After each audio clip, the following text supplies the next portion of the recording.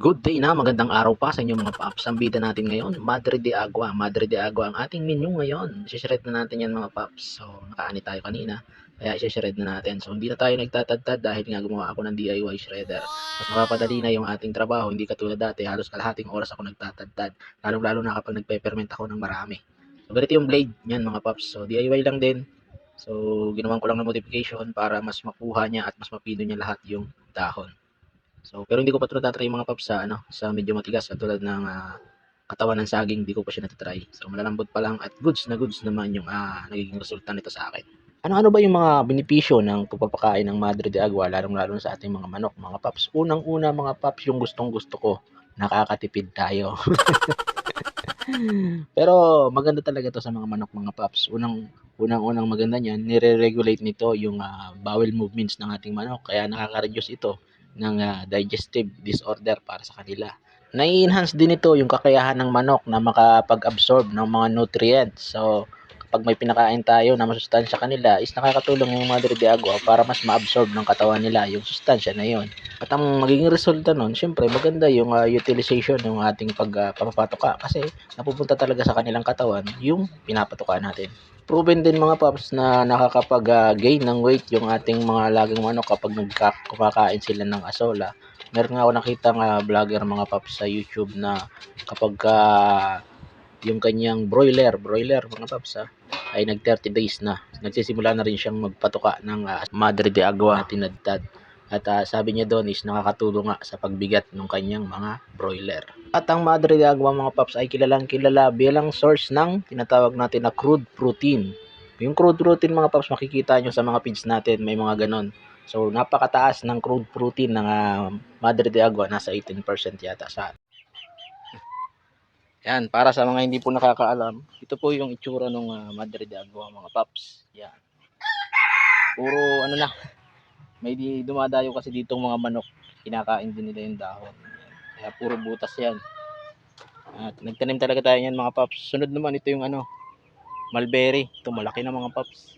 So yan yung mga pinapakain natin para makatipid tayo sa patuka. Kasi ito pa, ito yung pinakamaganda mga paps.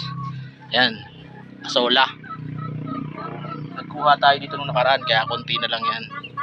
Nagtatry ulit tayo magparami at naghahanap nga tayo ng ganito pa, yung rep, para madagdagan yung ating lagyan ng asola. So yan mga paps, yung tatlo, mulberry, ito asola, saka Madre de Agua, makakalis ka na sa feeds. At ruby naman ang mga masustansya din yan mga paps. Ito mga paps, ganyan ang itsura niya. Parang ano siya, pag tinignan mo ng malapit, parang may mga bolo-bolo pero hindi naman siya makati mga paps. Yan. Ano ba? Ano mga? Ang isa mga paps, nakalimutan natin, ito yung pinakamasustansya. Alam naman natin kahit sa tao. Malunggay. Pinapakain din natin yan sa mga manok natin mga paps. Ito pinutulang ko to nung nakaraan kaya maliit na. So yung yung Madre de Agua saka itong malunggay, pinapakain ko din to ng mga paps. Yun lang talaga, minsan sinasabit ko lang dun sa kulungan nila. Kinakain naman nila. Pero kung maghahalo ka sa feeds mga paps, makakatipid ka talaga. Kasi may mga manok kasi na hindi tumutuka pag nilagay mo lang yung katulad dito malunggay, nilagay mo sa kulungan. May mga manok na hindi tumutuka, hindi lahat tumutuka. Pag hinalo mo siya sa feeds, ang init ngayon. Hingal. Pag hinalo mo siya sa feeds mga paps, makakatipid ka talaga kahit 50-50 yung ratio na gawin mo ay hindi mo malnourish yung mga manok mo kasi alam naman natin na masustansya itong malunggay, Madre de Agua, saka yung mulberry. Yan, yung mulberry ko pinutol ko nung nakaraan, tumutubo na naman. Sa lahat yung nabanggit ko mga paps, pwede nyo ring i-ferment. Halimbawa, marami kayong aning asola, samahan nyo lang yan mga paps ng molasses. So may video ako niyan sa YouTube ko. Pwede nyong i-ferment up to 7 days. Tapos yun, pwede na kayong magpatuka nun, readily na yun mga paps. Yun, kung marami kayong ani, pwede nyong i-ganon para makapag-imbag kayo ng mas matagal.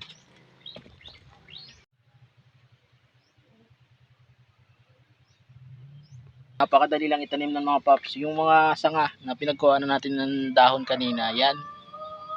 Binababad ko lang muna yan sa tubig mga paps, katulad niyan. Pagka nakita ko nag-ugat na yan, pwede na natin itanim. So, ganun lang kadali. Pati yung mulberry, ganun lang rin mga paps. Napakadali lang itanim. Yun lang muna tayo mga paps. Sana may natutunan kayo at di nasayang ang inyong oras sa panonood. At salamat kung tinapos mo itong video ito. Pwede mo rin bisitahin mga paps yung aking YouTube channel para naman ma-monetize natin tayo doon. Yun lang. Salamat. Bye.